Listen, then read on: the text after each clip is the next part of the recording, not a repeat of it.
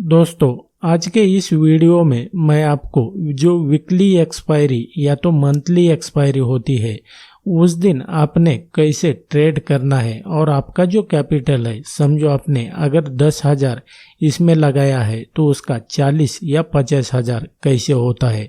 अगर आपने 1 लाख इसमें इन्वेस्ट किया है यानी कि ट्रेड लिया है तो उसका 4 लाख, 5 लाख, 6 लाख भी कैसे होता है और इसका सटीक तरीका क्या है ये भी मैं आपको डिटेल में बताऊंगा। लेकिन उसके पहले मैं आपको बताना चाहता हूँ कि यहाँ पे जो वीकली या तो मंथली एक्सपायरी होती है उस दिन आप अगर जितना भी कैपिटल लगाते हैं तो वो जीरो होने के चांसेस रहते हैं। आपको अगर आपकी ट्रेडिंग साइकोलॉजी ठीक नहीं है, आपको अगर टेक्निकल एनालिसिस और आपकी साइकोलॉजी के ऊपर आपका कंट्रोल नहीं है तो आपका जितना भी आपने पैसा लगाया है चांसेस है कि वो जीरो हो जाएंगे। इसलिए आपने क्या करना है कि आपका खुद का एनालिसिस करना है। ये वीडियो मैं एजुकेशन पर्पज़ के लिए बना रहा हूँ तो आपने इसके ऊपर ध्यान रखना है। यानी कि वीकली एक्सपायरी के दिन जो आउट ऑफ मनी जितने भी ऑप्शन होते हैं वो जीरो हो जाते हैं। आप अगर इस ट्रेडिंग में डायरेक्शन आपका गलत हो जाता है, आपको कब ट्रेड कट करना है और यानी कि आपको कब आपका प्रॉफिट बुक करना है, एग्जिट कब होना है, ये अगर आपको समझ में नहीं आता है तो आपका जो पैसा है वो जीरो भी हो जाता है और उसका 1 लाख का जीरो भी हो जाता है और 1 लाख का 5 लाख 6 लाख होने के भी चांसेस होते हैं। सबसे पहले यहाँ पे अगर देखते हैं आप, ये 22 जून 2023 का ये चार्ट है। ये वीडियो मैं मार्केट क्लोज होने के बाद मैं बना रहा हूँ। तो इस दिन जो है तो ये ट्यूसडे के दिन ये वीकली एक्सपायरी होती है निफ्टी और बैंक निफ्टी की। तो इसके ऐसा नहीं है कि आप रैंडमली उठ के यहाँ पे ट्रेड करेंगे। इसके मैं आपको कुछ रूल समझाता हूँ, उसके बाद में आपने इसमें ट्रेड करना है। तो इसकी पहली कंडीशन है कि जो आपका मार्केट है यानी कि जो निफ्टी बैंक निफ्टी है वो ट्रेंडिंग में होना चाहिए। ट्रेंडिंग में होना चाहिए मतलब एक तो प्राइस जो है आपका अप ट्रेंड में होना चाहिए, यानी कि आपका प्राइस यहाँ पे ओपन हुआ और यहाँ पे क्लोज हुआ, भले वो अप ट्रेंड में हो या डाउन ट्रेंड में हो, प्राइस यहाँ पे ओपन होता है और क्लोज यहाँ पर हो जाता है। इसे हम अप ट्रेंड कहते हैं और इसे डाउन ट्रेंड कहते हैं। ट्रेंड आपका ये सीधा होना चाहिए तभी आप इसमें इंटर कर सकते हैं। इसमें एंट्री कैसे करनी है या क्या करना है ये मैं आपको आगे बताता हूँ, लेकिन अभी आप ये समझ लेना कि ये मार्केट का जो स्ट्रक्चर है वो क्या होना चाहिए। सेकंड है कि आपका जो मार्केट है वो एक तो पहले प्राइस ऐसे नीचे आनी चाहिए और बाद में ये ऊपर जानी चाहिए, यानी कि इसका टाइमिंग वगैरह मैं आपको आगे बताने वाला हूँ। तो आपने सिर्फ अभी ध्यान देना है कि जो मैं स्ट्रक्चर बता रहा हूँ इसको आपने समझ लेना है। इसका मैं आपको प्रैक्टिकल चार्ट पे भी दिखाऊंगा कि उसका स्ट्रक्चर कैसे होना चाहिए, यानी कि उसका ट्रेंड और प्राइस का मूवमेंट कैसा होना चाहिए।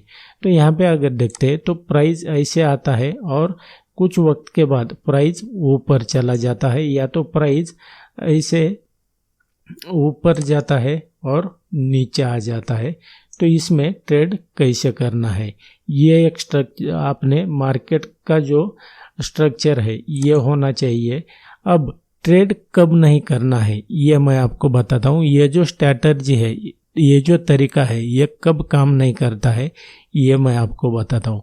जब आपके जो प्राइस है वो अगर रेंज में रहता है, यानी कि प्राइस अप ट्रेंड या तो डाउन ट्रेंड में नहीं रहता, लेकिन ये ऐसे ज़्यादा मूवमेंट नहीं करता है, ये रेंज में रहता है, तब आपने इसको ट्रेड नहीं करना है।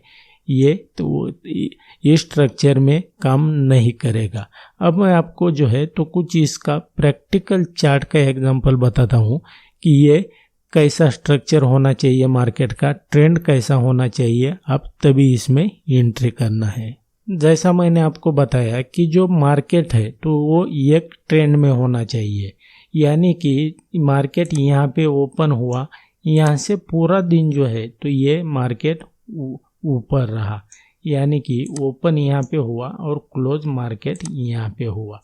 ट्रेड अपॉर्चुनिटी कहाँ पे आती है और इसका परफेक्ट टाइमिंग क्या होता है मैं आपको आगे आगे बताऊंगा।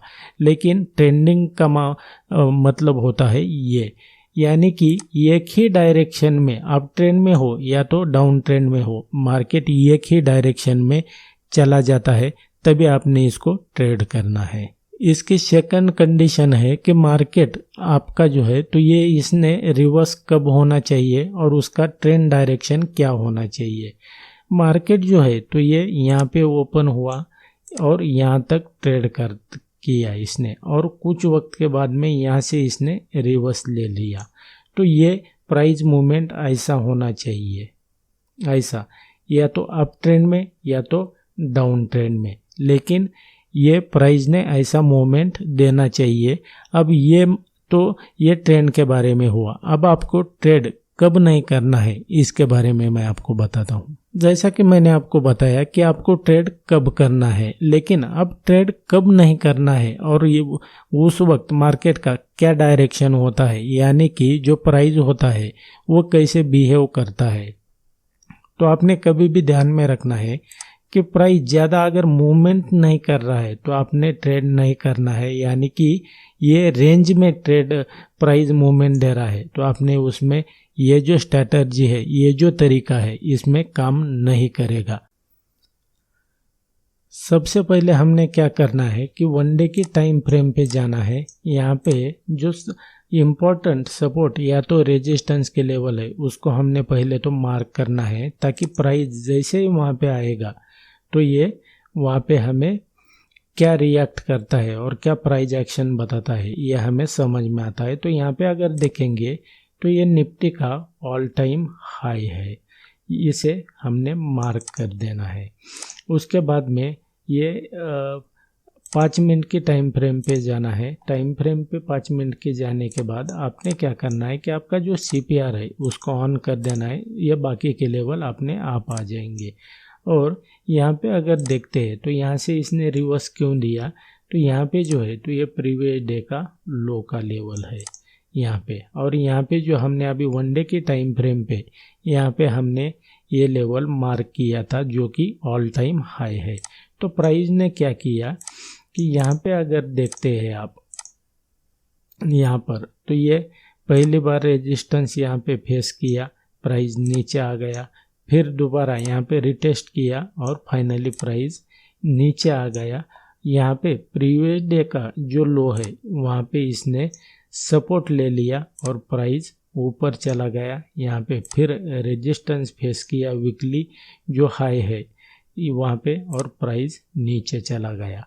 अब यहाँ पे हमें ट्रेड अपॉर्चुनिटी कहाँ पे थी और हमने कैसे ट्रेड करना है, तो आपने क्या करना है इसको थोड़ा समझ लेना है कि जो आपका ऑप्शन ग्रीक है कि वीकली एक्सपायरी के दिन ये जो आपका ऑप्शन ग्रीक होता है थीटा गामा वेगा, ये जो है तो ये रोल प्ले करते हैं। और आज के दिन जो है एक्सपायरी के दिन गामा का बहुत बड़ा रोल होता है। इसमें मैं आपको डीप में नहीं जाऊंगा, ये कभी आने वाले वीडियो में बताऊंगा कि ये गामा वेगा डेल्टा इसका क्या इफेक्ट होता है और ये ट्रेडिंग के लिए आपको क्यों समझना ज़रूरी है। तो यहाँ पे अगर आप देखेंगे ये यहाँ पे ये जो वीकली हाई है, यहाँ पे जो निफ्टी है इसने रेजिस्टेंस फेस किया और प्राइस जो है तो ये 18,850 पे है, यानी कि ये जो स्ट्राइक प्राइस है ये एट द मनी हो गया यहाँ पे, तो ये 18,850।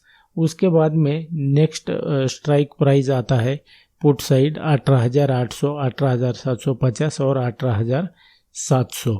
तो यहाँ पे आपने जब भी ट्रेड करते हैं तो आपने क्या करना है कि ध्यान में रखना है कि जो आपका स्ट्राइक प्राइस है ये आपको सही सेलेक्ट करना आना चाहिए। कभी भी आपने जो स्ट्राइक प्राइस है ये ज़्यादा आउट ऑफ द मनी नहीं जाना है। इसका क्या इम्पैक्ट होता है ये मैं आपको नेक्स्ट स्लाइड में बताता हूँ। तो यहाँ पे अगर देखेंगे आप तो यहाँ पर ये प्राइस कब रिवर्स हुआ है यहाँ से, तो ये हुआ है लगभग यहाँ पे अगर देखेंगे तो ये 2 बजे। तो ये कौन सा स्ट्राइक प्राइस था 18,885, यानी कि एट द मनी था। अब एट द मनी क्या होता है, क्या नहीं, ये नहीं बताऊंगा आपको, लेकिन ये आपको स्ट्राइक प्राइस करेक्ट आप अगर सेलेक्ट नहीं करते हैं तो उसका इम्पैक्ट क्या होता है और उसका प्रॉफिट और लॉस के ऊपर कैसा इफेक्ट होता है ये मैं आपको बताऊंगा। जब प्राइस यहाँ पर था तो ये 18,850 यहाँ पे ये कैसे इसका प्राइस मूवमेंट था, ये अगर आप देखेंगे तो यहाँ पे अगर देखते हैं तो ये 2 बजे यहाँ का इसका प्राइस क्या था, लगभग यहाँ पे 20 रुपये इसका प्राइस स्ट्राइक प्राइस शुरू था। उसके बाद में प्राइस ऊपर गया कितना, यहाँ पे लगभग 100 रुपये के आसपास यहाँ पे प्राइस गया, ये 18,850 का था। अब हम देखेंगे कि 18,800 का यानी कि आउट ऑफ द मनी का क्या स्ट्राइक प्राइस था और प्राइस ने कैसा मूवमेंट दिया है। वैसे ही दोस्तों यहाँ पे अगर देखते हैं तो प्राइस 2 बजे यहाँ से रिवर्स हुआ और उसका रेट क्या था, लगभग 5-6 रुपये इसका रेट था। उसके बाद में इसका रेट कितना बढ़ा, लगभग हो गया ये 50, यानी कि आपका जो 5 रुपये का जो रेट था वो कितना हो गया, देखो 50 रुपये हो गया। तो यहाँ पे अगर समझो आप 10,000 भी लगाते थे तो 40-50 हज़ार ये उसके हो जाते थे, और आप अगर 1 लाख लगाते हैं तो उसके 4-5 लाख ऐसे ही हो जाते हैं।